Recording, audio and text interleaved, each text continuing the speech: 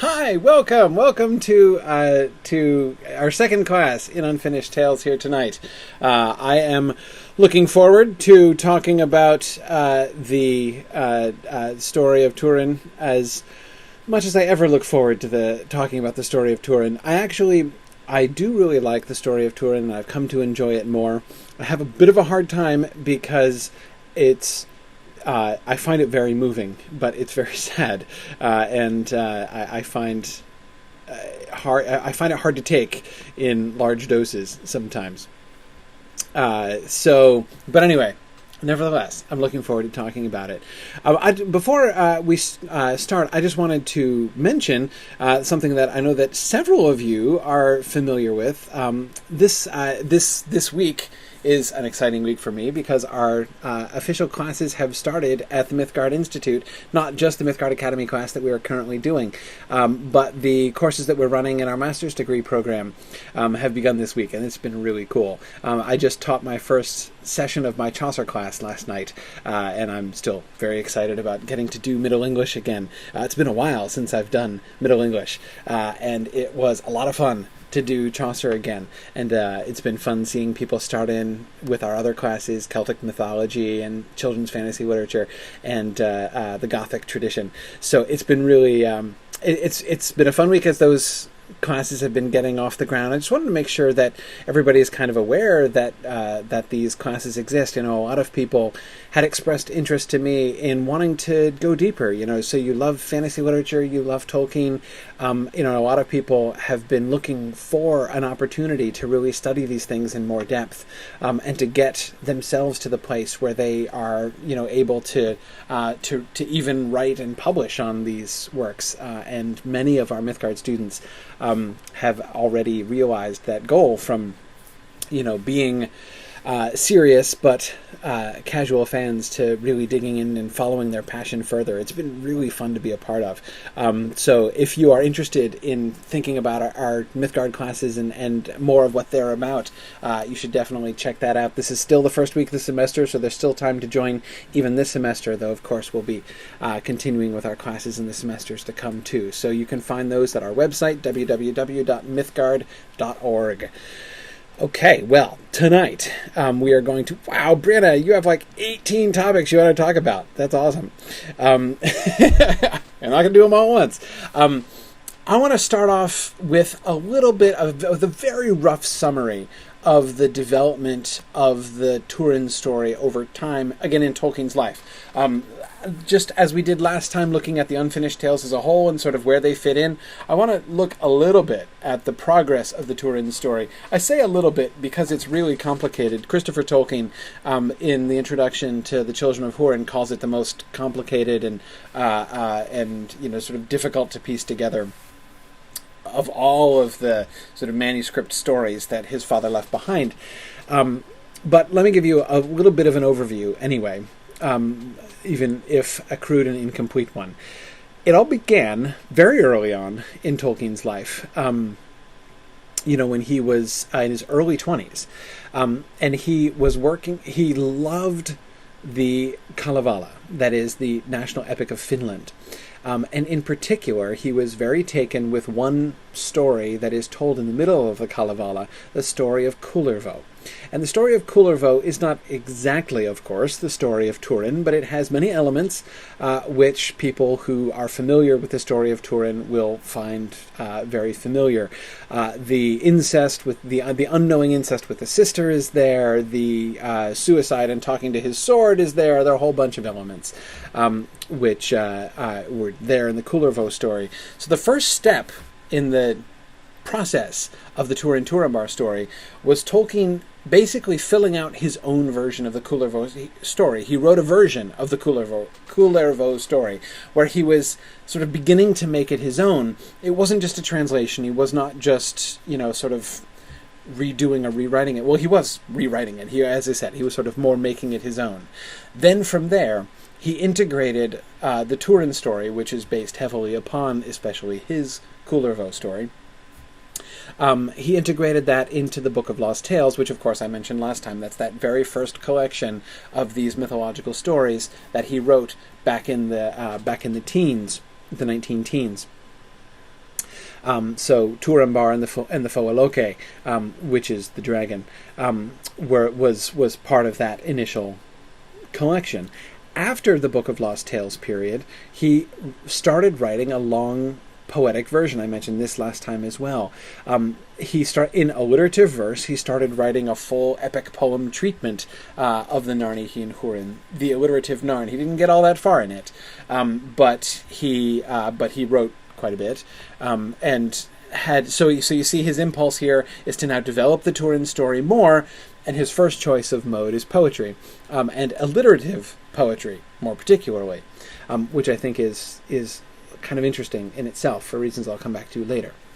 Then he integrates the Turin story into the Quenta. So when he sits down in 1930 and he starts to do his sort of overview of the mythology, to really kind of to take the individual stories that he'd been writing, which were already related to each other, of course, in the Book of Lost Tales, but they were presented in these separate chunks, and he's going to integrate them into this one sort of overview account that he was giving in the Quenta.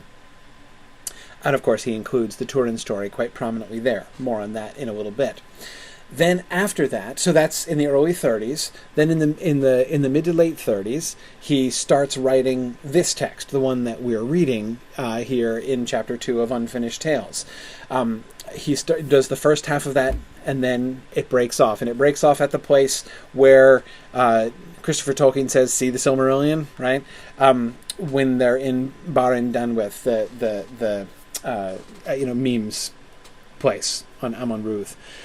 And then he comes back to it in the early 50s after he's finished The Lord of the Rings, right in that same time that he's writing Tuor and his coming to Gondolin, Chapter 1 of Unfinished Tales. He writes the latter parts, the parts of the Narn we're going to talk about next week. And that's his fullest version, semi but not quite complete version of the Turin story that he's written yet. Then later on, he basically revisits the Quenta idea, the sort of overview of the mythology concept, and that's the material which then eventually gets taken and edited and published by Christopher Tolkien as the Silmarillion. And then after that, of course, as you know, in 2007, I believe, if I'm getting the date right, Christopher Tolkien releases The Children of Hurin, in which Christopher has taken sort of all of this stuff and put it together into one contiguous narrative, so that we have a full novel-length treatment of the Children of Hurin. That is sort of the progress of this story. The couple things that I would want to point out here is Tolkien worked on this story for at least 60 years. That's not counting the time that Christopher Tolkien worked on it. The Turin story was very, very important to him. I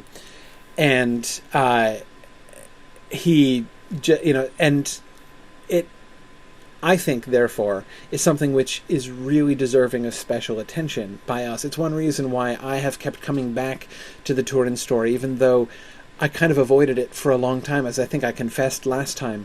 When I used to read Unfinished Tales when I was in like my teens and 20s, I often, not every time, but often used to skip the First Age stuff, especially the Turin story, because I was sufficiently depressed by the shorter Silmarillion version of the Turin story, and so the idea of a longer version of the Turin story I did not find appealing at all. But of course, I've been overcoming that aversion, this simple aversion to suffering that had kind of led me away from the Turin story for so many years. Because, the more I've studied this, the more obvious it is how important this story is to Tolkien, and how crucial, therefore, I think it is to try to come to grips with it and to understand it. The other thing that you see, apart from the fact that it has obvious significance to Tolkien and the fact that he keeps coming back to it and spent so much time on it over the course of his entire life, it also has a really important place in his mythology.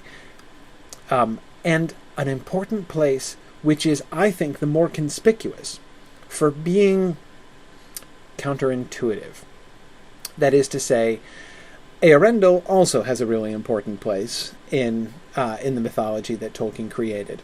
But the importance of Eärendil's position is a little bit more obvious. I mean, Eärendil is the turning point. He is the prophesied one to come who shall do this thing which shall lead to the intervention of the Valar. I mean, the coming of Eärendil and what he does leads to, the cataclysm which ends the First Age, according to his later treatment of it. So, again, the fact that Eärendil plays an important role, that's clear from the very beginning. That is, ever since Eärendil was a thing. Turin, though, Turin's role is less obvious. He doesn't have that kind of a monumental role. He doesn't accomplish anything. He doesn't accomplish anything like Eärendil does. He doesn't even accomplish anything like Beren does. What's so important about him?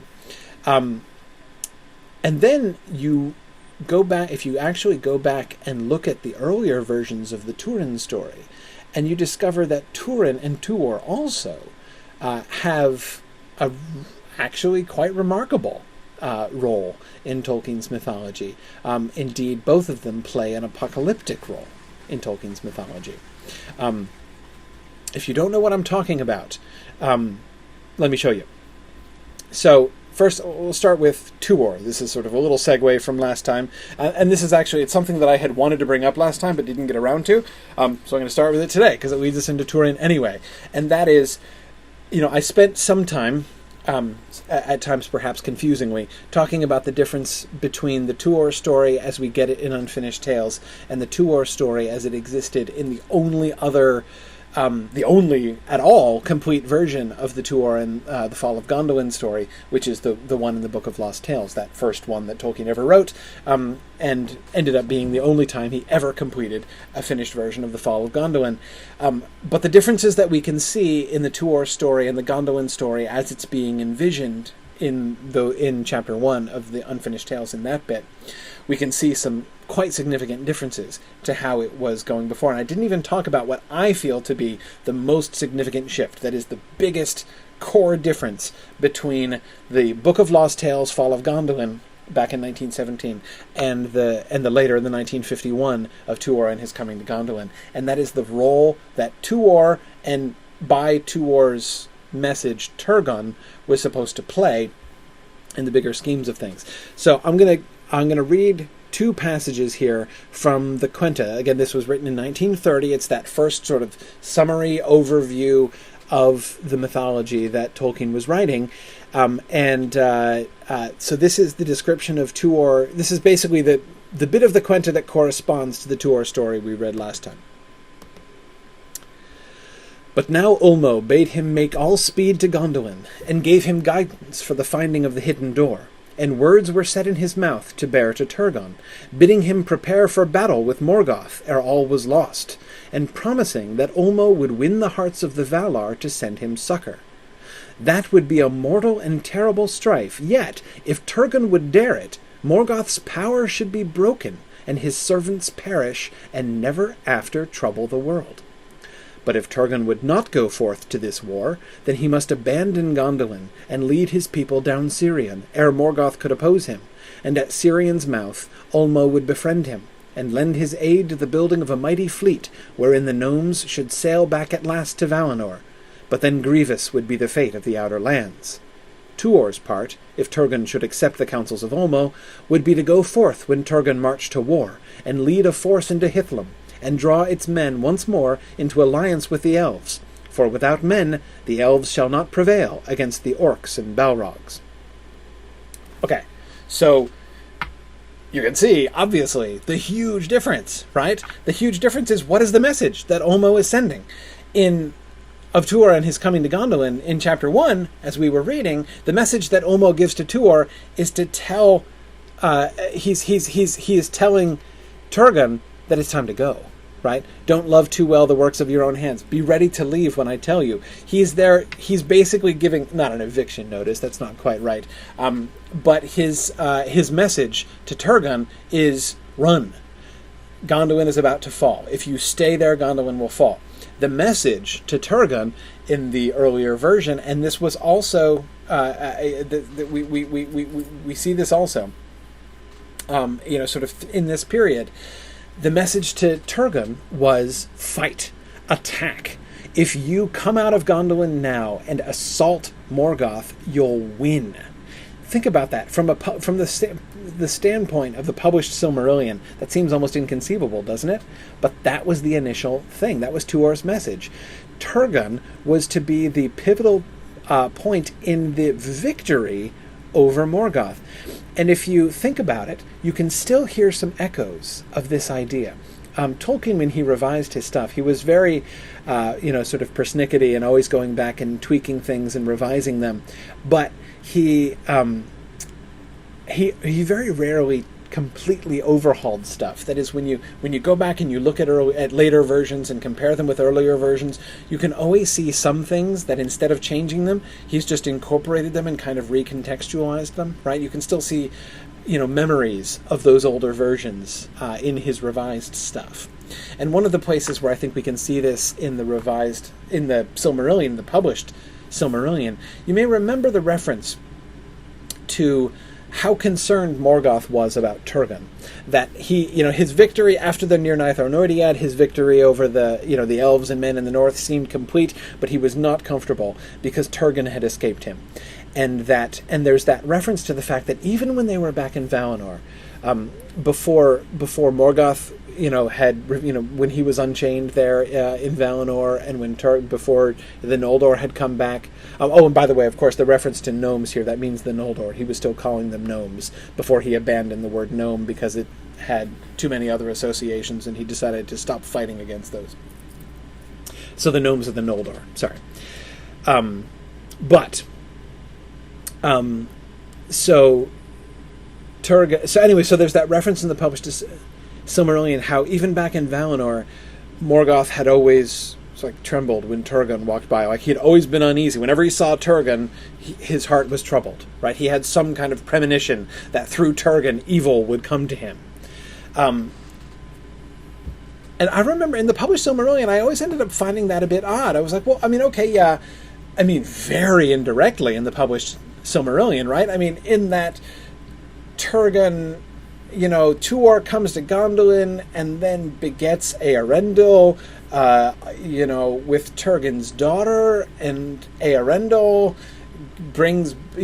leads to the bringing back of the Valar and the War of Wrath. So yeah, I guess Turgon has a role, but I remember never feeling that was immensely satisfying. Like, so why is it that Turgon is though? Why not Fingolfin? Why not Finwë? If Eärendil's grandfather, gave him a premonition, why not his great grandfather? It just seemed a little bit too indirect. But thinking about it in this previous context, when Turgon was the one who was going to strike the blow that would shatter Morgoth's entire empire, that Turgon was literally to be his undoing, well, that's that makes that make a little bit more sense. So Tuor's role was a very significant one. His message, fight, and his role in bringing the men in line so that Turgon leading the elves and Tuor leading the men would come back to this, reunion between elves and men, which had been broken. The alliance between them had been broken in the Nirnaeth Arnoediad by the betrayal of Uldor the Accursed. All that was going to be healed, and it was going to be great. So, anyway, that was the initial concept. And then he moves away from this. Look later at the Quenta in what was Turin's original role. We get the synopsis of the story of Turin, and it ends the same way. Remember, Turin's suicide and his addressing his sword and his sword talking back to him and him killing himself after unknowingly committing incest with his sister is literally the oldest part of the story, right? That's the part that goes all the way back to the Kalevala and the story of Kullervo. Way back, before Turin Turambar, as we have come to know him, was born. But that was not, in fact, the end of Turin's story in the original version. You might think that his suicide would be the end of his story, but no, that was not the case. If you've never read this before, brace yourself, because your mind is about to be blown. I know mine was. Thus spake the prophecy of Mandos, which he declared in Valmar at the judgment of the gods, and the rumour of it was whispered among all the elves of the west. When the world is old, and the powers grow weary, then Morgoth shall come back through the door out of the timeless night, and he shall destroy the sun and moon. But Eärendil shall come upon him as a white flame, and drive him from the airs. Then shall the last battle be gathered on the fields of Valinor. In that day Tulkas shall strive with Melko, and on his right shall stand Fionwe, and on his left Turin Turambar, son of Hurin, conqueror of fate.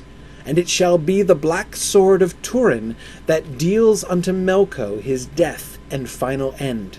And so shall the children of Hurin and all men be avenged. How about that? Huh?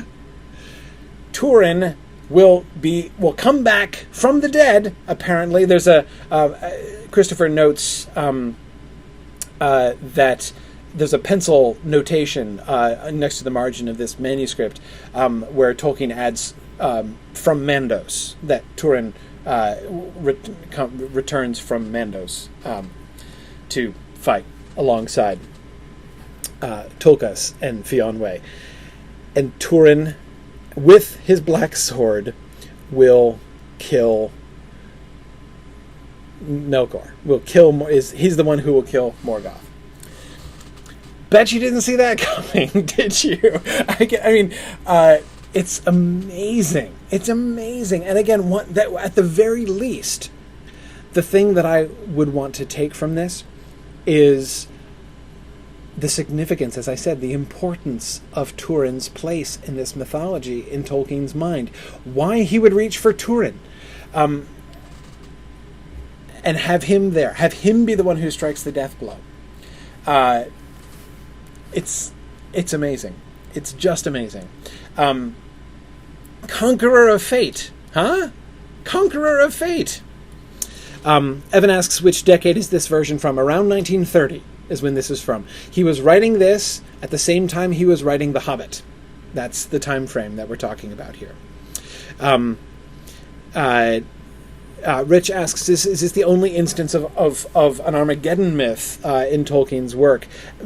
One of the few, yes. This is, if I'm remembering correctly, this is the only version of his sort of survey of the mythologies that goes all the way up to Armageddon. I mean, because this is an apocalyptic. This is the end of time. This is not the end of the First Age. This is not the War of Wrath we're talking about.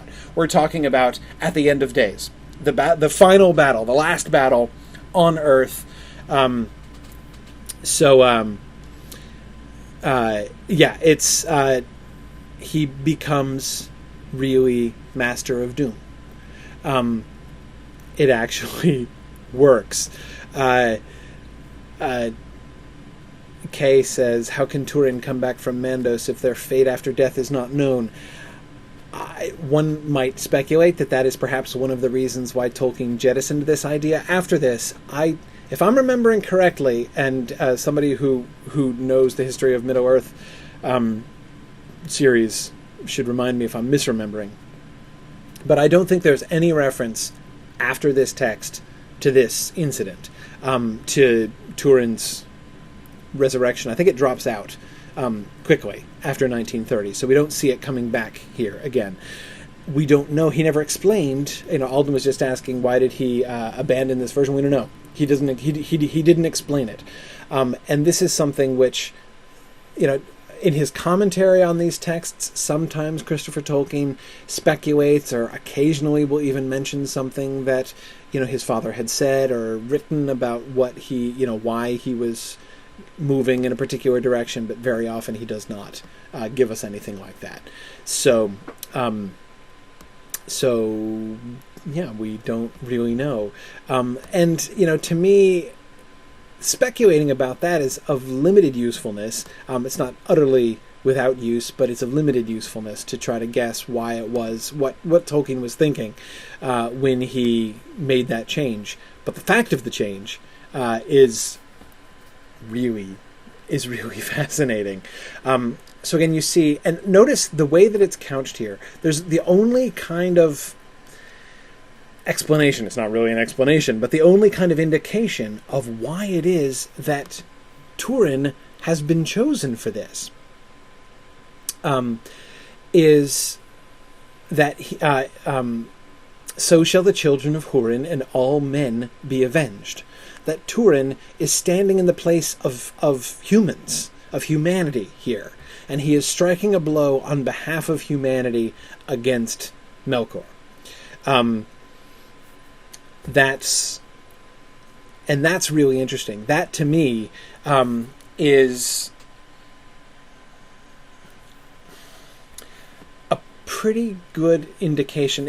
Or rather, I should say, it fits with the impression that the Turin story, as it stands, and as it has stood at various times, has already given me, which is that this is the story about the human condition. And I think that that's why this is so important. Anyway, sorry. One other quick clarification. I'm sorry, Sarah. Wait, no, not Sarah. Edwali. I'd meant to mention this. Fionwe is the one who in the Silmarillion is called Eonwe, the herald of Manwë. Back in the early versions of the mythology, the Valar were able to bear children. They had kids. And Fionwe, Eonwe, was originally the son of Manwë and Varda. So he was a much more important figure than just their herald, as he's introduced in the Silmarillion, the published Silmarillion, that is. So that's one reason why Fionwe is a really prominent and significant character in this earlier version. He got away from that. He didn't, he moved away. We see the Valar being much less sort of invested in the physical world. They don't actually conceive and bear children.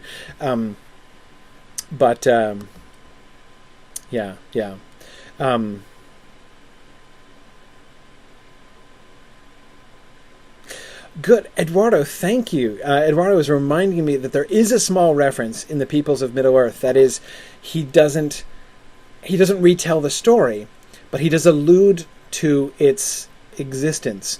Eduardo is part 2, chapter 12 of the Peoples of Middle-earth. Unless the prophecy of Andreth the wise woman should prove true, that Turin in the last battle should return from the dead, and before he left the circles of the world forever should challenge the great dragon of Morgoth and Calagon the Black, and deal him the death stroke. See, so that exists, and I had forgotten that reference. Thank you, Eduardo, for reminding me. So we do get a reference to something similar. Notice it's not exactly the same. Turin coming back from the dead is there. Turin's presence in the last battle is there, but he's not killing Morgoth. He's killing the great dragon of Morgoth and Calagon the Black. So that's an interesting shift. Kay asks, "Who is Andreth?" I am gonna be talking about Andreth very briefly in a little bit. This is from the wonderful story, one of my favorite of Tolkien's writings, actually. I love the Athrobeth, the debate of Finrod and Andreth. This is something that Tolkien wrote later in his career. It's a post-Lord of the Rings writing. And he writes this he imagines this debate between Finrod, Felagund, and a wise human woman. And they are... so they have a long debate together, and really the subject of their debate is death, human death, that is, and the fate of humans. And they talk about other things too. It's an enormously rich and very complicated story. You can find it in Morgoth's Ring. As I said, we'll come back to that in a second when we talk about death. But what I was talking about before I got sidetracked onto that was the substance of the Turin story, the significance of the Turin story. So to put it in its context for a second, Tolkien identified 3 stories from his mythology as being sort of the big 3, the 3 most central stories of his mythology, the most important ones, the ones that meant most to him. And those are the story of Beren and Luthien, the story of Turin Turambar, and the story of the fall of Gondolin and Eärendil, to sort of link the two of them together. Certainly, the Eärendil story. Okay, so I think about these three, and if I approach all three of them and ask, okay, what's so important about these stories? What is the significance of these stories in Tolkien's mythology? I look at the Eärendil story, and the answer to that seems pretty obvious right away. The Eärendil story is like the ultimate crossing the threshold into fairy story. That one concept which is so central to so much of Tolkien's writing throughout his life in lots of different contexts, not just in the Silmarillion stuff, not just in his Middle-earth stuff, but even, we see him thinking about it in stories like Smith of Wootton Major, of course, very prominently. So even in his short stories, we see this kind of stuff happening. But this idea of a mortal who transgresses, who crosses the boundary and finds himself in fairy. The Eärendil story, in one sense, is like the ultimate version of that story. It's also, of course, the great eucatastrophe story. So those two elements, the going to fairy element and the eucatastrophe element, both of which are so central to Tolkien's thought and to all of Tolkien's stories, receive, it seems to me, their kind of ultimate embodiment in the story of Eärendil. So I'm like, oh, well, okay, clearly. The story of Eärendil, that's a no-brainer for, its position in one of the big three. What about the Beren and Luthien story? What do you think we see, what is it that we see in the Beren and Luthien story? Well, one thing, the Beren and Luthien story is certainly the ultimate pattern of love stories in Tolkien. That might, saying it that way might seem to trivialize it, but I don't intend to trivialize it in any way. I think it's a really important theme. And I feel like the Beren and Luthien story is like the pattern of almost every other love relationship we see in Tolkien. That kind of and even to expand it beyond that, it's not just about romance in sort of a cheesy sense, but like the interrelationship of people, how people connect with each other and relate to each other. It's not just about romance. It's about devotion. It's about self-sacrifice. It's about how people can come together. This is why the Beren and Luthien story is the sort of the archetype that lies behind not only the story of Aragorn and Arwen, pretty obviously, but even the story of Legolas and Gimli, and of Frodo and Sam, and of anybody who sacrifices for someone else, anyone whose devotion to doing the right thing even against impossible odds, and standing against the darkness, and sacrificing out of love for another, those things are at the core of the Beren and Luthien story. So again, that seems to me to make a whole lot of sense. Then the Turin story. Okay, so what's the Turin story about? What do you guys think? What's the Turin story about? What's the significance of the Turin story in this way? And I feel like by characterizing Turin this way in the Quenta, and so shall the children of Hurin and all men be avenged, I feel like this kind of points to it. Scott, I agree. Running or facing your fate, says Scott. Scott Farmer, I should specify, because we have lots of people here with us tonight. Kay says doom, pride, choice, and mortality. Yes.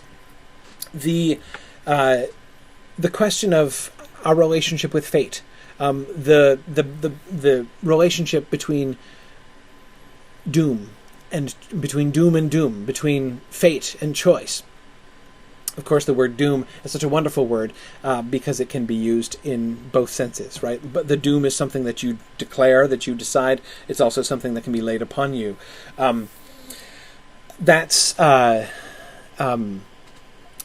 that's, I think, clearly something which he's very interested in many other ways. We see his 1951 Tuor story being very interested in that, as we saw in Chapter 1. But I think the Turin story is really sort of the center of that. Pride, I agree. Kay was saying pride. Kevin said pride. Kelly was also talking about pride in not only in Turin but in Morwen as well. Yes. All of those things, I think, are really important. And the sort of the nature of humanity. Kay, you mentioned mortality. I think that's a really important element. Again, what it means to be a human being. The sort of the position of humans. So much of his mythology is interested in the elves. The Turin story, although of course it involves elves at many points, is one of the only stories which is really focused on humans and the doom of humanity and the position of humanity. Because in a sense, and this I think, this longer version of the Narn, longer, that is, than in the Silmarillion, this longer version of the Narn that we get here and gets more fully expanded in the Children of Hurin, gives us more clearly than in the Silmarillion version this connection between the curse that Morgoth is under, that Turin is under from Morgoth, and the fate of death that all human beings are under. Brianna says sorrow. Yeah, Brianna, I agree. I think it is no coincidence that by far the most heartrendingly sad story in Tolkien's works is the human story. That I think it has a lot to do with that. Anyway, so that's the position that it seems to me the Turin story really occupies. Now, I want to actually jump in and start looking at our primary text a little bit more here. Here, I'm sorry. I'm losing my...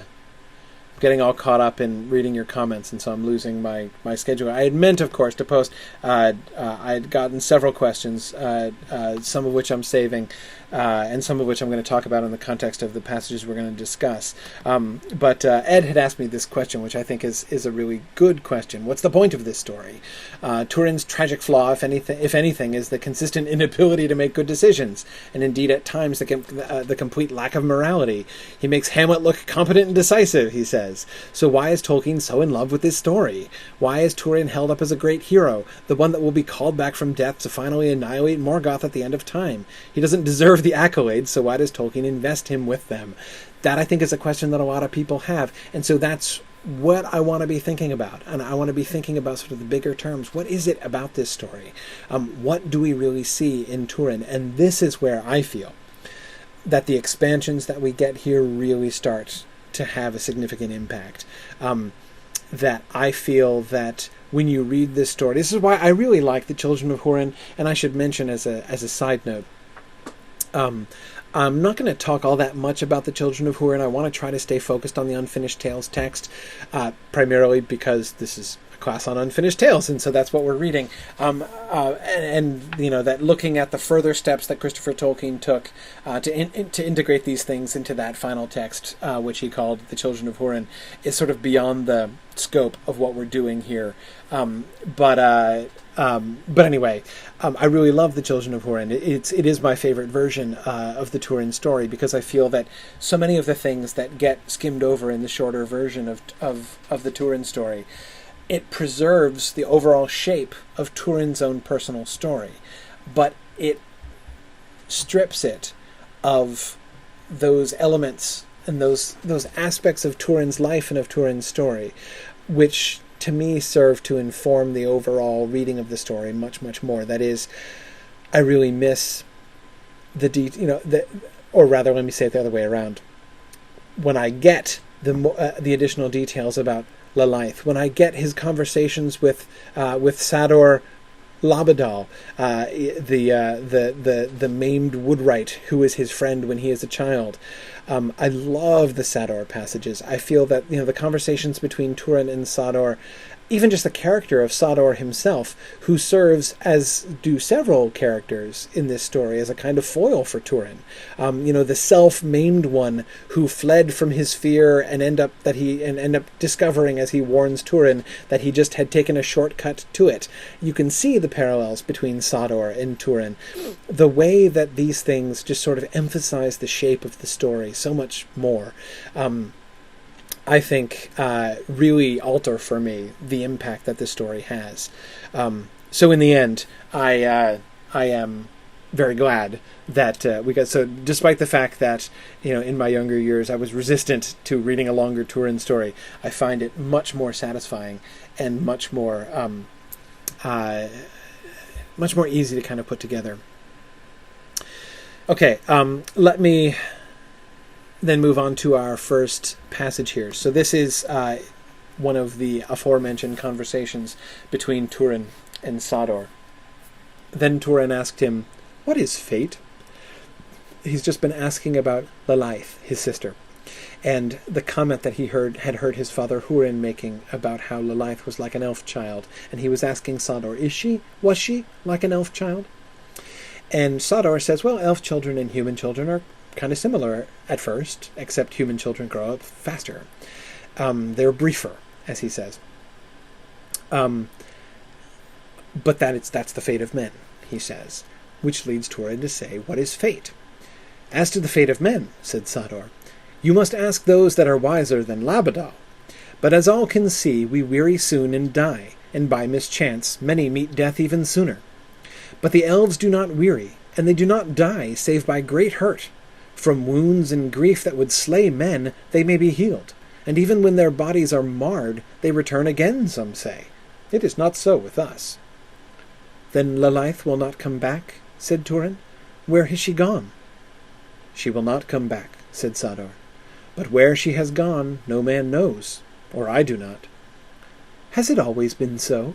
Or do we suffer some curse of the wicked king, perhaps, like the evil breath? I do not know.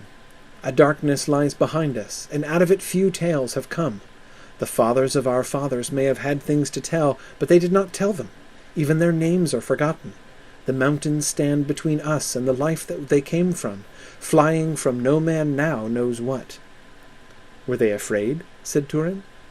It may be, said Sador. It may be that we fled from the fear of the dark, only to find it here before us, and nowhere else to fly to but the sea. We are not afraid any longer, said Turin. Not all of us. Okay. The way that Turin, the way that this passage in the story really captures the child's position, the position of a child who has just experienced death for the first time, a death in the family. That question, then Lalaith will not come back? Lots of kids ask that question. Where has she gone? But of course, this is not really just about kids, right? This is about humans. What happens when you die? This is one of the great questions. And this is a question that we are confronted with very early on in the Turin story. And the context, of course, is really important. That is the context, the story context that this is placed in, that we get, because that leads to his follow-up question. Has it always been so? Or do we suffer some curse of the wicked king, perhaps, like the evil breath? This death thing seems like an evil. It seems like a curse. It seems like a punishment. Is this something that Morgoth has done? The world that Turin lives in is a world with a very clear enemy in it, right? With a very powerful enemy who does from afar evil things to men. He has just suffered. It is, of course, the plague, the evil breath, this pestilence that came out of the north, which made him very ill and killed his sister. Is death like that? He can understand that, right? Sador gives about the only explanation we get during this early phase of Tolkien's writings on where death came from. A word or two on death. I have to be careful because I don't want to get too sidetracked on this, because Tolkien's thoughts on this subject change a lot over time. And I'm going to talk a little bit. This is where I was going to bring up Andreth anyway. But I don't want to get too far into talking about it because it's a different text at a different time. But in that place, we can see him getting into this a little bit more. One of the questions that a lot of people have had in reading the Silmarillion. The Silmarillion speaks in a relatively simple fashion, saying that death is the gift of Iluvatar to men. Right? Death is not a bad thing, it's a good thing. There are letters that Tolkien wrote, you can read them in his published letters, when some Catholic acquaintances, some priests of his acquaintance, wrote him about this, and are like, this seems to be something that doesn't really jive. Tolkien had said, there is nothing intrinsically contradictory from my mythology to Catholic theology. That he was not trying to invent, he says, not trying to invent an entirely new theological system in that way. But the objection that several thoughtful Catholic readers were making was the whole gift to men thing. That seems a flat contradiction of Christian theology. Nothing else in Tolkien's mythology seems to be a flat contradiction, but that one does. Death, according to Christian theology, is clearly a punishment, the consequence of sin. And therefore, not a gift. Tolkien's response is fascinating, and a wonderful response. His response was, which of God's punishments are not also gifts? That's the nature of God's punishments. Which I think is a very theologically profound answer to that question, actually. But in his later writings, he kind of addresses this. And this is one of the reasons that I find that the debate of Finrod and Andreth so fascinating. Because there he approaches it from a human point of view. Part of what's going on in that debate, Finrod is basically speaking for elves. The whole point is that it's an interracial discussion. An elf lord of the Noldor speaking to a wise human.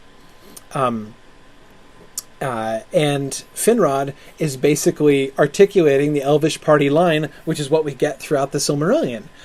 He's like, you complain about death, but, death is the gift of Iluvatar. And Andreth basically says, yeah, that's easy for you to say, elf. You don't know anything about it. And she objects. And she's like, no, it's not. That's not the way it works. You elves don't understand this. And it's really fascinating. I strongly advise you to read that if you can. As I say, it's in Morgoth's Ring. But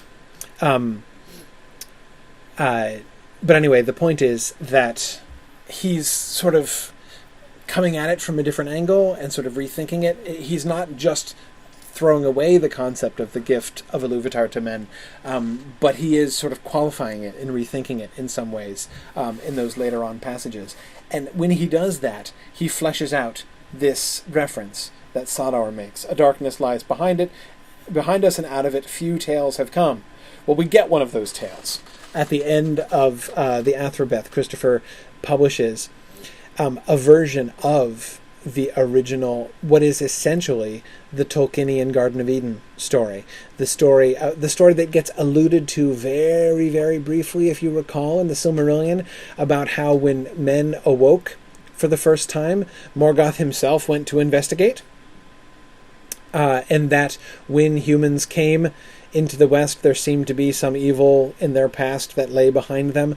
There are, through these things, a very, very sort of dim and indirect reference to some kind of fall, some kind of Garden of Eden situation that went on before the humans came into the West.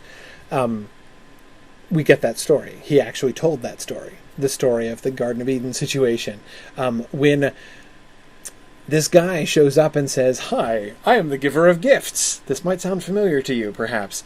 Sauron didn't make that up, right? Morgoth shows up and says, "I'm the giver of gifts," and deceives them, and they fall.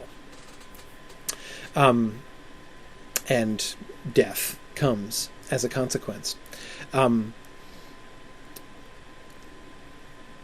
of the points, though, that I would like to emphasize here in thinking about Turin's question, what is fate? This, of course, can be answered in a couple different ways, right? Sador addresses it in the broadest sense. What is fate? Well, not necessarily the broadest sense, but broad in the sense of not relating to individual people in particular, but to the race of men as a whole, of humans as a whole. That is, he immediately starts talking about death, and it's pretty clear from Turin's response that that's what he was thinking about. What is this fate that rules over us? Why do we die? Where do we go? What happens? What does it mean to be a human being? What is our purpose, and what is our ultimate destiny? These are the questions that loom behind this conversation that Turin has with Sador, and the ultimate answer is, we don't know. We don't know. We don't know quite for sure where we came from. We don't know where we're going. We don't know where people go, but we're pretty sure they don't come back from where they go. Thus, Sador.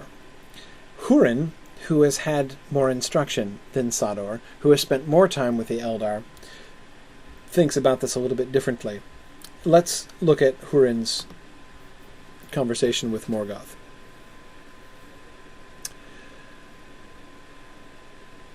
This is when Morgoth initially offers to him, rich rewards and stuff, if he'll tell him about where Gondolin is.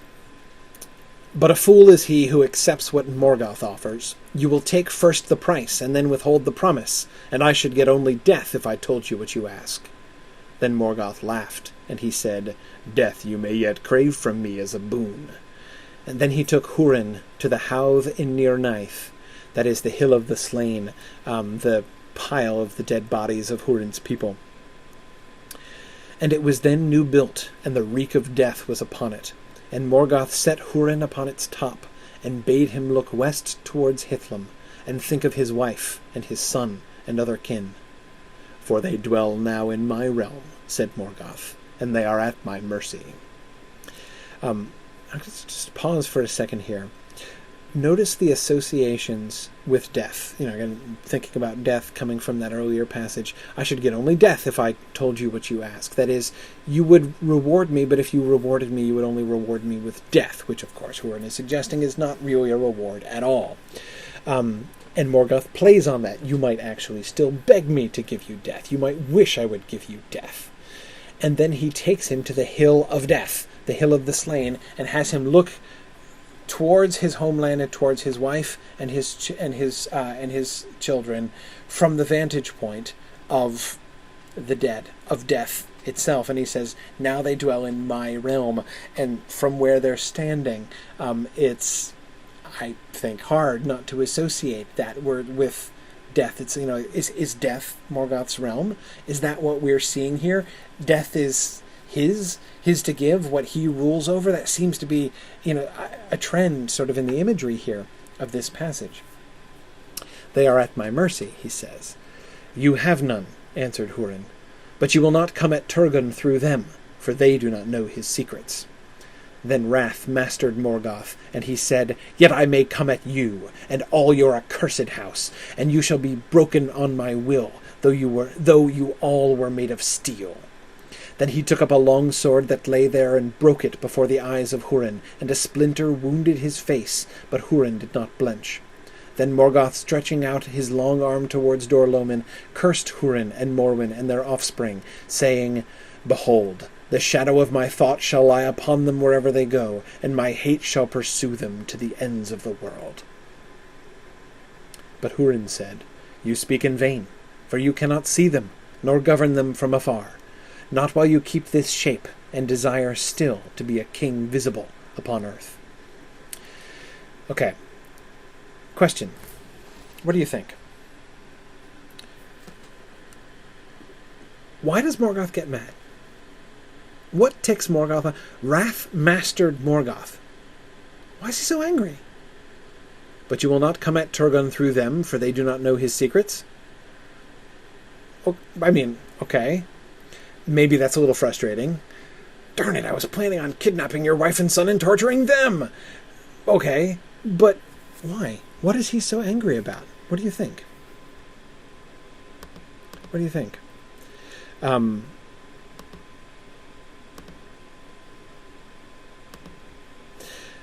Of course, as Arthur points out, Hurin knows what Morgoth really wants, and lets him know that he's not going to give it, right? So simply the defiance.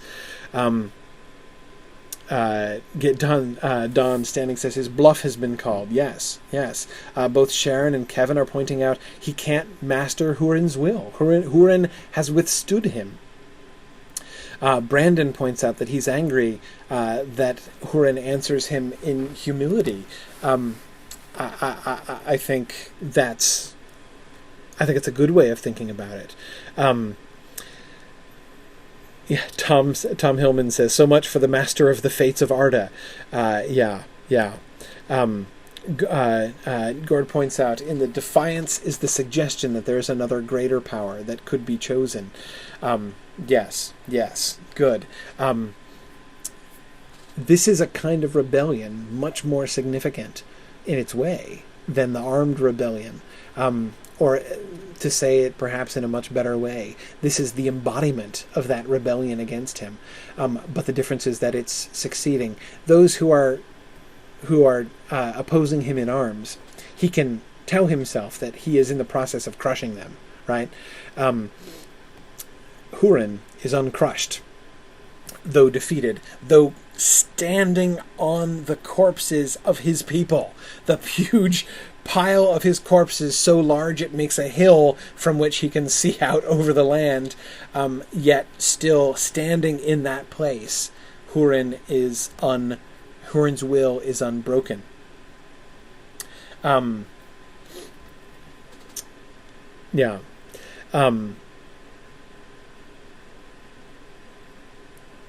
He does that thing with the sword, right?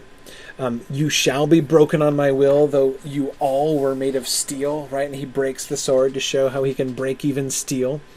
And that detail with the splinter wounding Hurin's face, right? He's not, he might be wounded by the breaking of the steel, but he still doesn't blench. This is where we see Morgoth declaring his curse against Hurin and his kin. Behold, the shadow of my thought shall lie upon them wherever they go, and my hate shall pursue them to the ends of the world. Okay. Therefore, all the terrible things that happen to Turin, all the terrible things that happen to Turin and Morwen and Nienor, all the rest of his family, are due to the malice of Morgoth. Right? Maybe. Hurin doesn't buy it. You speak in vain, he says, for you cannot see them, nor govern them from afar. Who's right? Is Morgoth bluffing? Hurin thinks he's bluffing. He doesn't think he's bluffing. He doesn't think he's faking, right? You speak in vain. You're fooling yourself, right? You can't do that. That's kind of amazing. It kind of amazes me. I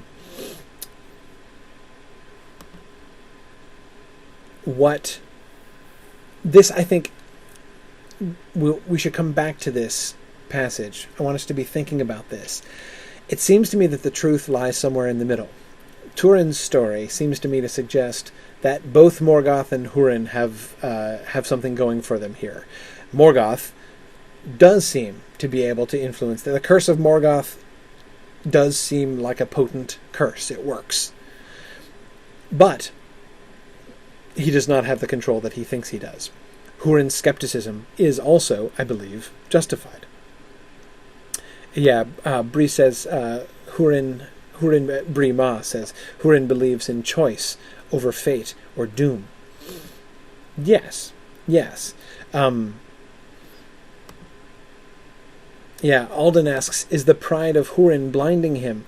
I don't think so, because I don't think that Hurin is speaking in pride here. In fact, what he goes on to speak after this is what he speaks about Manwë and the Valar. He is repeating what he has learned from the elves about the powers and the rightful lord of Middle-earth, who is not Morgoth but Manwë, and that in fact Morgoth is he says, I look at you and I only see an escaped thrall of the Valar, right? You're a runaway slave who's soon going to be rounded up. You're an escaped prisoner whose jail cell is still waiting for you, right? That's what Hurin said. Is there pride there? Yeah, but again, he's not pumping himself up, right? And here also, look at the difference. When we see Turin speaking defiantly, as he speaks to Glaurung later on, compare that with Hurin's defiance of Morgoth here. And Hurin's defiance seems to me to be very unself-regarding. That is to say, he's not pumping himself up.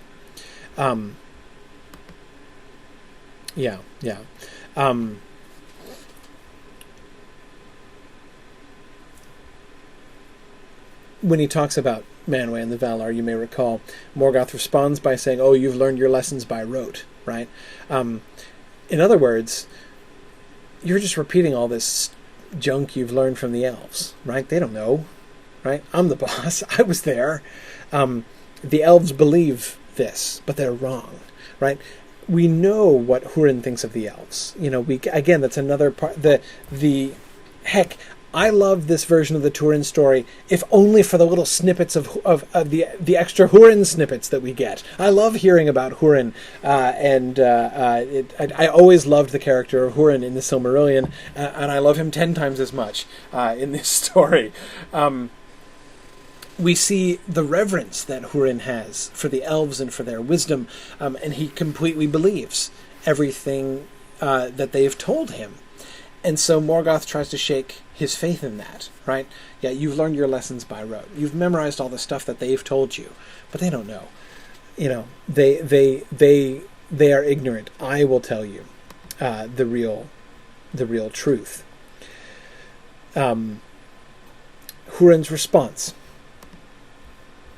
This last, then, I will say to you, thrall Morgoth, said Hurin, and it does not come from the lore of the Eldar, but is put into my heart in this hour. You are not the lord of men, and shall not be, though all Arda and Menel fall in your dominion. Beyond the circles of the world you shall not pursue those who refuse you. Beyond the circles of the world I will not pursue them, said Morgoth, for beyond the circles of the world there is nothing, but within them they shall not escape me until they enter into nothing. You lie, said Hurin. You shall see, and you shall confess that I do not lie, said Morgoth.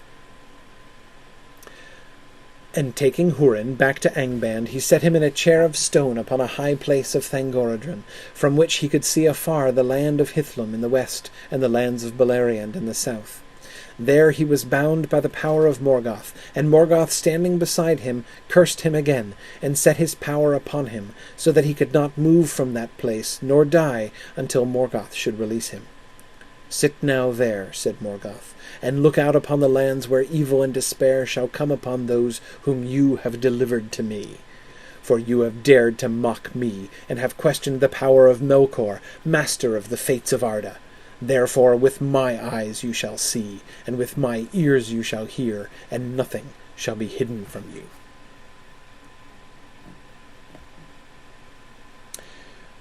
What is beyond the circles of the world?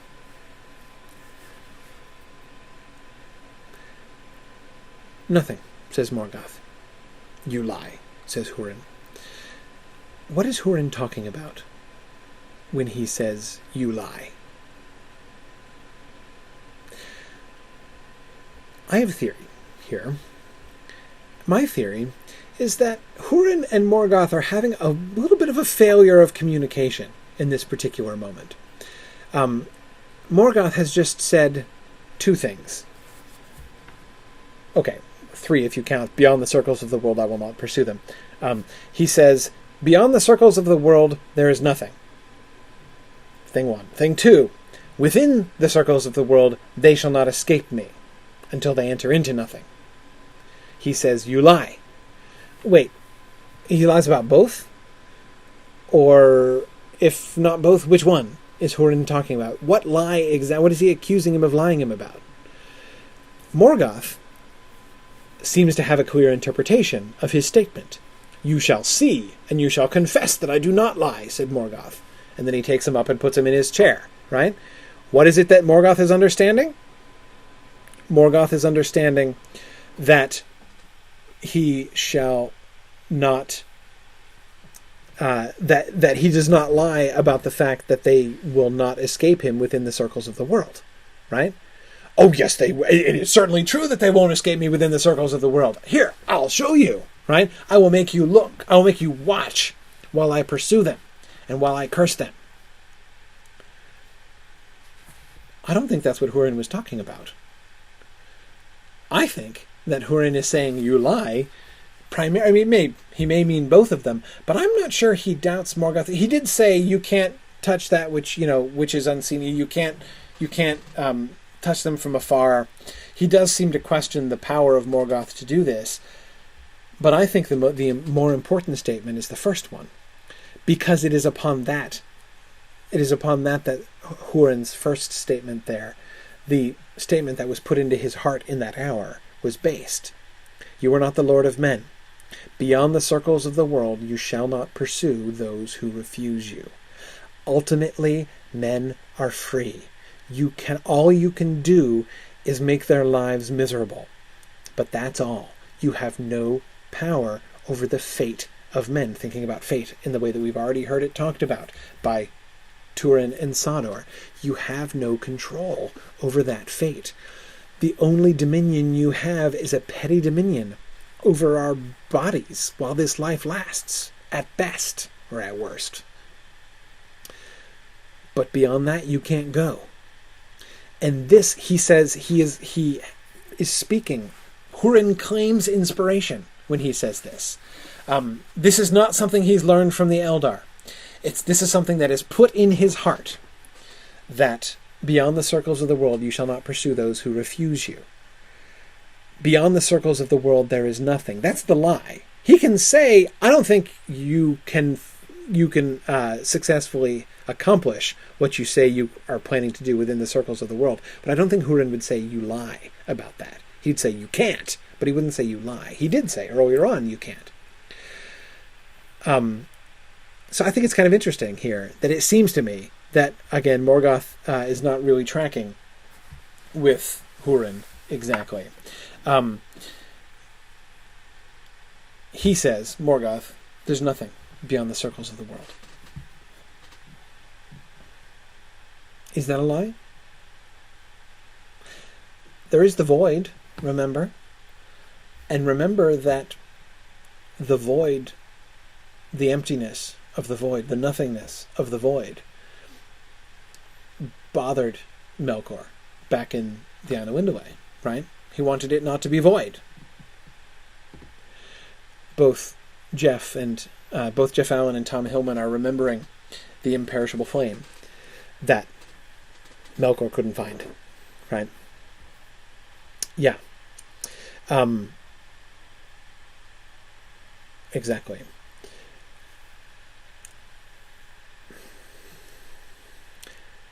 Morgoth is now constrained. If we go back, let me go back here for a second. If we go back to the previous passage, when Hurin says, you speak in vain, for you cannot see them, nor govern them from afar, not while you keep this shape and desire still to be a king visible upon earth. As we see Morgoth doing what we will see Sauron doing after him, that is, investing his power, dispersing his power here in the world, in Middle-earth, and pursuing his desire to rule Middle-earth. We see in the Silmarillion Morgoth claiming Arda as his own when he descends in. Right, this I name to myself. He wants that to be his dominion, and he is fixated upon it. Hurin says, and there seems to be weight in what he says. This seems to be supported by other things in the Silmarillion, that Morgoth has become constricted, has become restricted through his own use of his own power. He doesn't know, I don't think, what is beyond the circles of the world, because Iluvatar is the one who knows that, and he's not hanging out with Iluvatar anymore. Hurin, I don't know whom exactly Hurin has just received that inspiration. We don't get any hint of that. Is that an inspiration that comes from Iluvatar himself? Is it an inspiration that comes from one of the Valar? We don't know.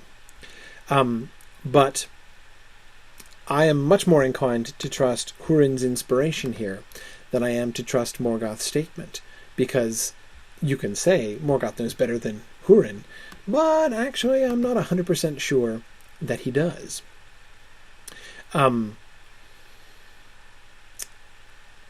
He's not, of course, as Sharon Hoff points out, he's not omnipotent as he claims to be. And again, that's one of the places where I think we get a clear cue. You have questioned the power of Melkor, master of the fates of Arda. He's obviously fooling himself. He's not master of the fates of Arda. He is, in fact, an escaped thrall whose chains still await him. That's very true.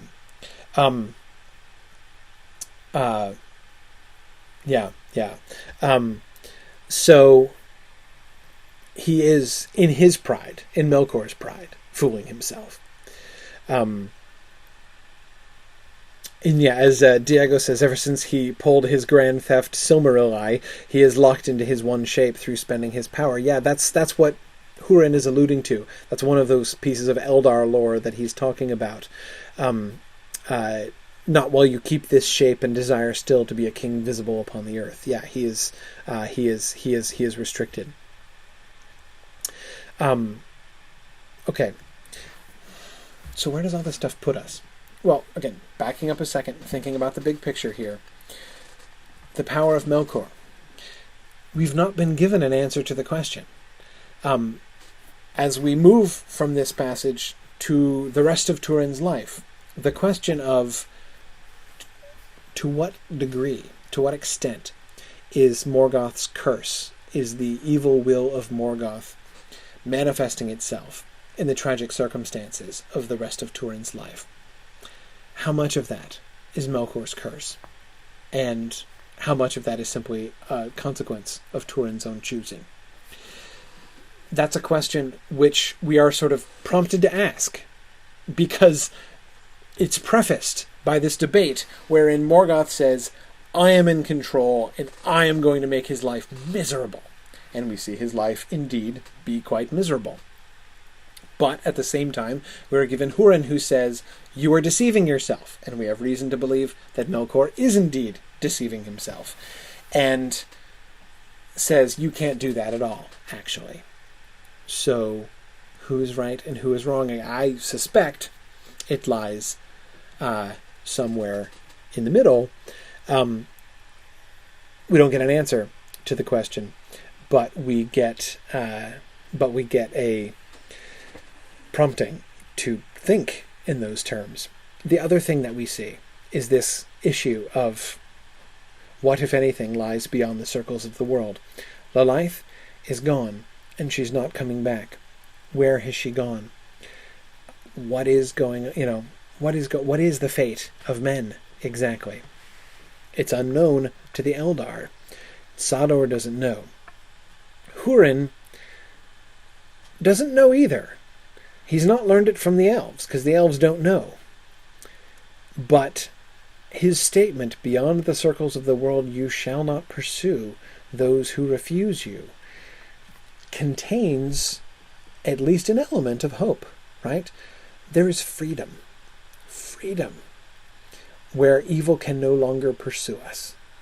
There is a destiny that men have, which will take us beyond the reach of Morgoth, beyond the reach of evil, beyond the reach of suffering. Morgoth says there is nothing beyond the circles of the world. But even if we never read the Ainulindale, even if we have no other reason to suspect that Morgoth is exaggerating or deceiving himself, even within the context of this conversation, we have good reason to question that, because we see Morgoth's attitude and Morgoth's anger at Hurin for defying him. He is not okay with the fact that anything is beyond his reach, right? So what does he say? That which is beyond my reach is nothing, right? There is nothing there because I can't reach it. And so therefore that proves that it's nothing because I can reach everything. I don't think that that's exactly true. But again, I think that this is another question that this conversation raises, which looms over the rest of the story. So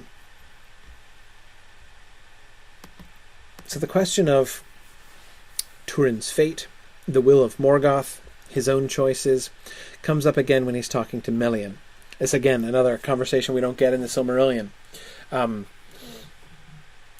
This is when Turin is growing up, and he's going off to war for the first time. And Thingol's asking him, what do you want? What do you want to be when you grow up, Turin? A man you seem in stature, Thingol answered, but nonetheless you have not come to the fullness of your manhood that shall be. When that time comes, then, maybe, you can remember your kin. But there is little hope that one man alone can do more against the Dark Lord than to aid the Elf Lords in their defense, as long as that may last. Turin has just expressed his desire to go and attack Dor Loman and retake his homeland. And Thingol's like, I think you're shooting a little high there, right? You're not ready yet. You're not as grown up as you think you are. But even more, there is little hope that one man can do more against the Dark Lord than to aid the Elf Lords in their defense. That's your job. Hurin was cool with that, right? But this is what Thingol is telling Turin. Then Turin said, Baron, my kinsman, did more. Baron and Luthien, said Melian, but you are overbold to speak so to the father of Luthien. Not so high as your destiny, I think, Turin, son of Morwen, though your fate is twined with that of the elven folk, for good or for ill. Beware of yourself, lest it be ill. Then after a silence she spoke to him again, saying, Go now, foster son, and heed the counsel of the king. Yet I do not think that you will long abide with us in Doriath after the coming of manhood. If in days to come you remember the words of Melian, it will be for your good.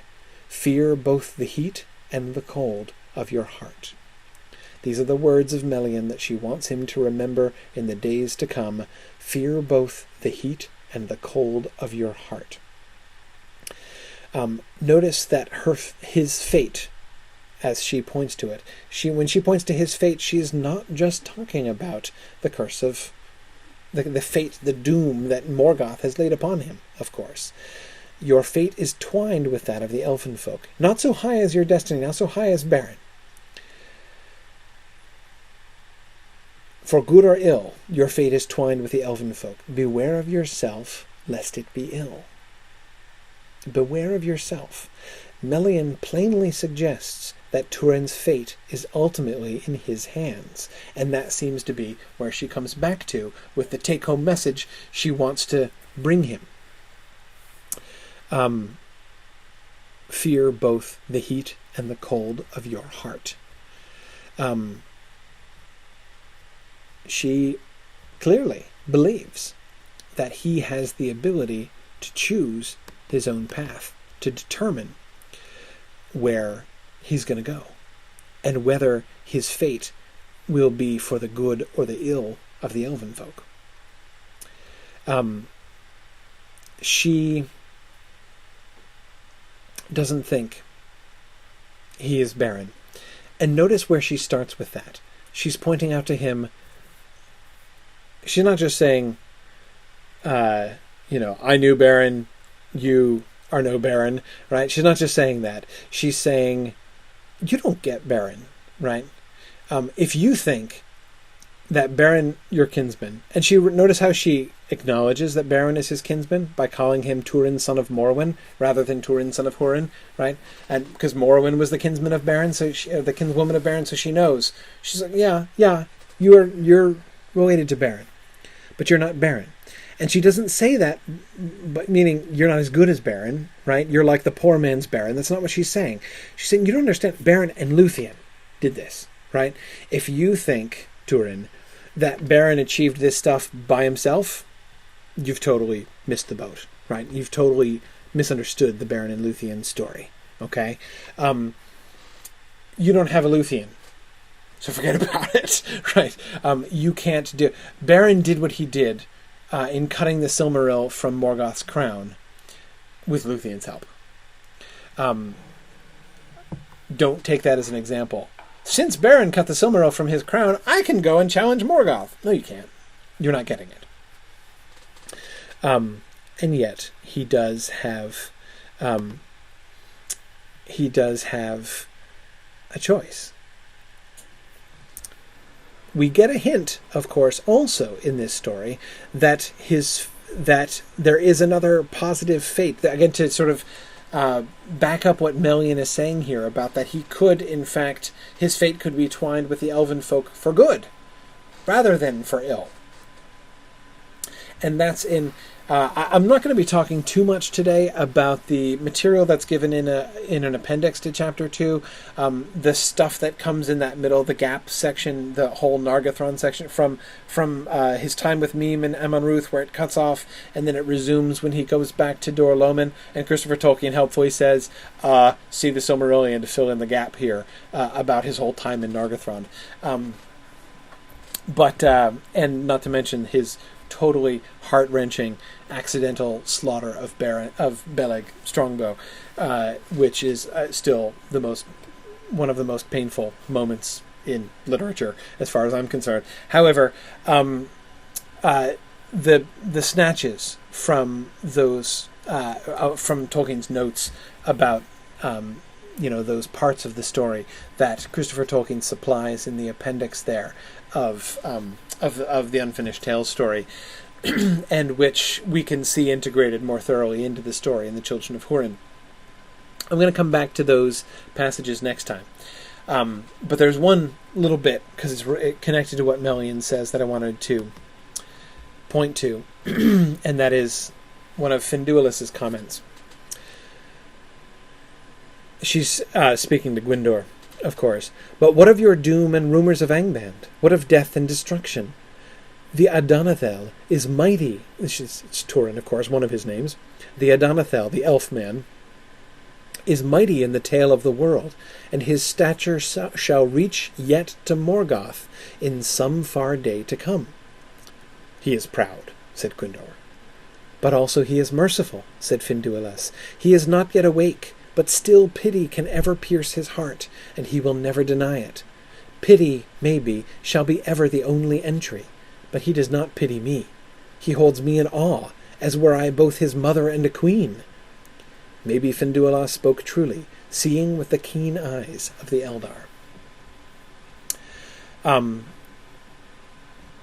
love this speech, in part because it's one of those moments in the Silmarillion that I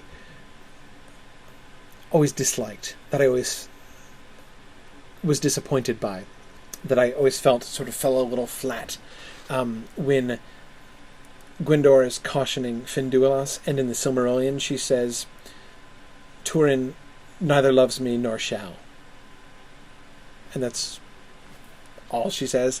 I'm more like, come on, Finduilas, really? That's it? The greater amount of conversation from Finduilas helps me a lot, actually. I like it a lot.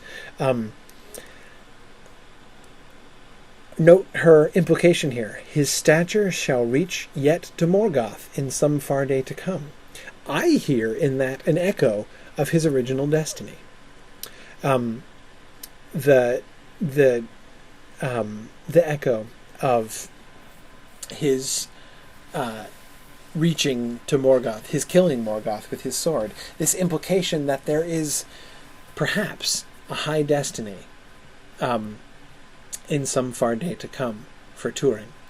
That there is a good fate that lies over him, at least a potential good fate.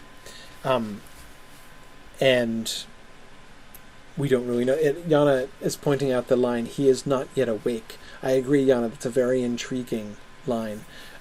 He is not yet awake, but still pity can ever pierce his heart. She describes his state as one of being asleep, in a sense. Certainly in a sense he's sort of morally asleep. But it's a fascinating way of saying it. Notice the way that that's constructed. Also, he is merciful. He is not yet awake, but still pity can ever pierce his heart. Despite the fact that he's not awake, pity can still pierce his heart. That's why I think of it as a kind of moral awakeness. That is, Turin is proud. And is proud, hard-hearted, and hard-headed during this time of his life, leading him ultimately to the refusal of the message from Ulmo. We'll talk about that next time. And so it's in that sense, I think, that Finduilas is saying he is not yet awake. If he ever were to awake, if he ever were to sort of open his eyes from this little sort of narcissistic shell that he is currently living in, where he thinks so highly of himself and doesn't really think about other things, then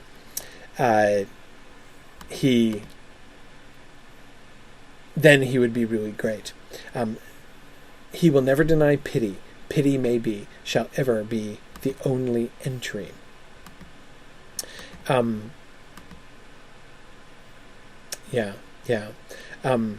Bree Ma is saying that pity is the only way for him to do good, and the link to Hurin telling Morgoth that he is without mercy.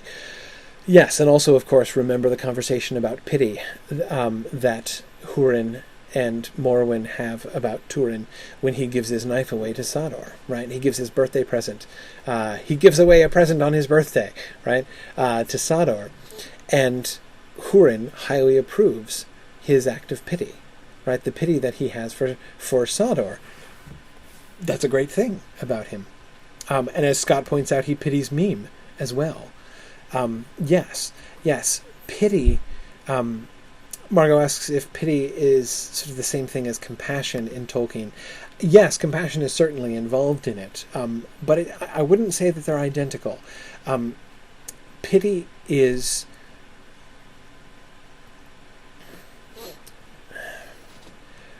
kindness and compassion shown to somebody who is suffering.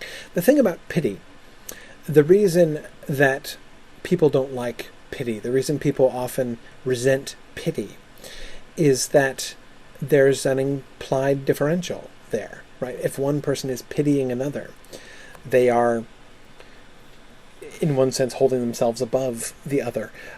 But it's true, pity is something that a person who is not currently suffering has for someone who is, right? But that doesn't mean sometimes pity can be sort of falsely given, or a way to kind of emphasize one's superiority over another.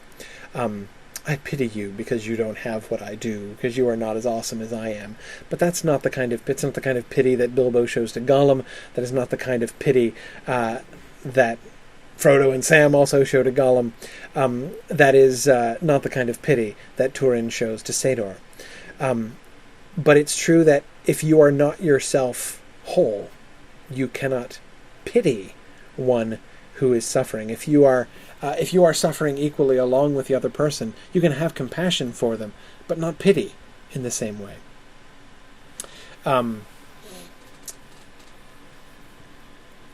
Jeff asks if we can compare Gollum to Turin. Sure, we can compare them. They're not identical. It's not the same situation. But what this passage, of course, invites us to do is compare him to Bilbo. Pity maybe shall ever be the only entry.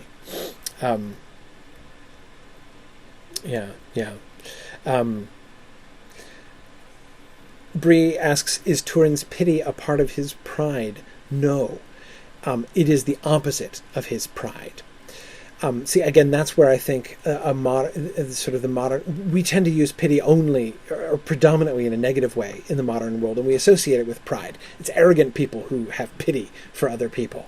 But that is not Tolkien's pity. Pity is, it's the counteractive. That's what she means by saying pity maybe shall ever be the only entry. The only way that he can enter into, this being awake, the only way that he can wake up. It is his pride which prevents him being pitiful.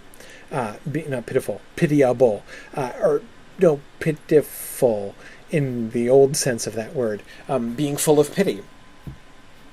That stops him having pity for others.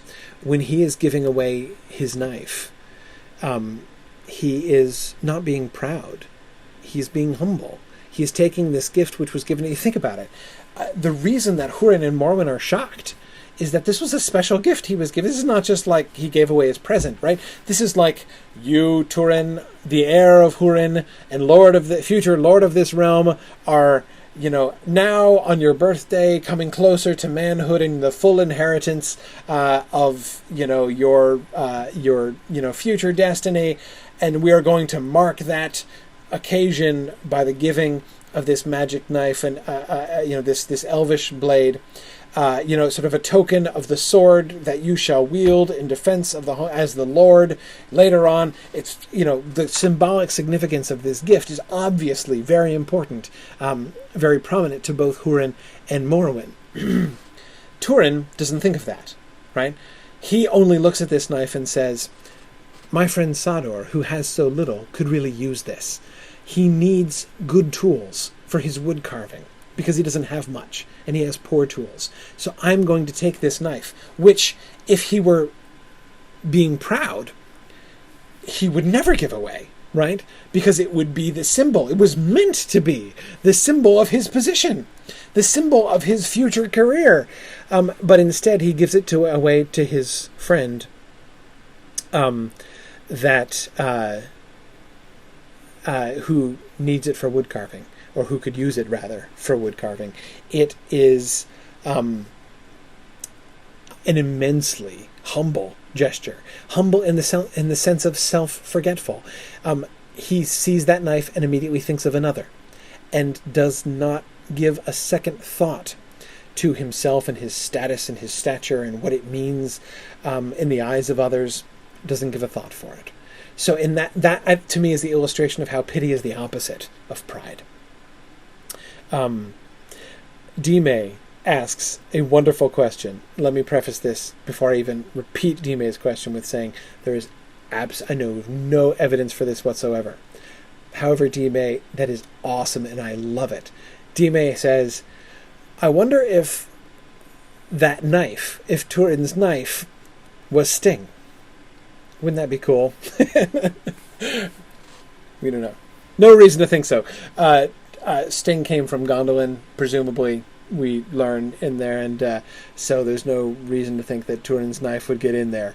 But it is Sting and the blade of Turin that Turin gives to Sador are the only two magical elvish knives that we read about in these traditions.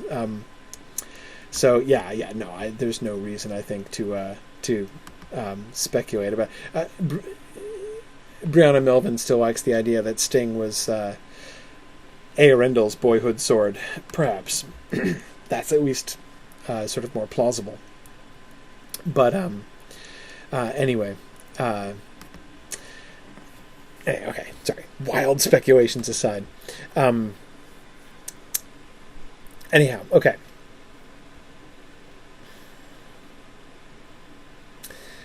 I should stop soon.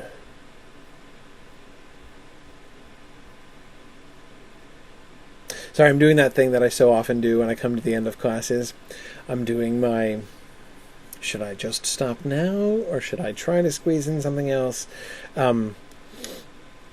I think I'm going to stop now, because we are about to. What I wanted to move to next is looking at some of Turin's choices, and to look at those moments of decision, and begin to see, having established these terms, looking at his fate and the possibilities of his fate, the way that Melian has instructed us to consider his fate as a sort of an open question and dependent very much upon his own heart and his relationship with his own heart. Finduilas suggesting that he could develop in this positive way if he wakes up.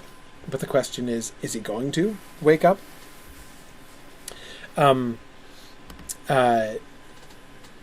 Yeah. So yes, Neil, we'll get to the Turin scale next week, I think.